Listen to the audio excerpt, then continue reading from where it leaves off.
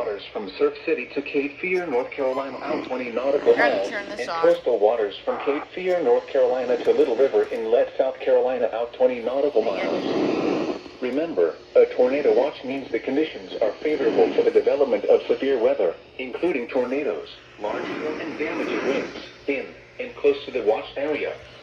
While severe weather may not be imminent, persons should remain alert for rapidly changing weather conditions and listen for later statements and possible I'm gonna make warnings. this into a compilation. Stay tuned to know a weather Probably radio, now. commercial radio, and Because television I didn't think outlets this would or happen. internet sources for the latest really didn't. severe weather information. Man, Wilmington's so unpredictable. And now taking a look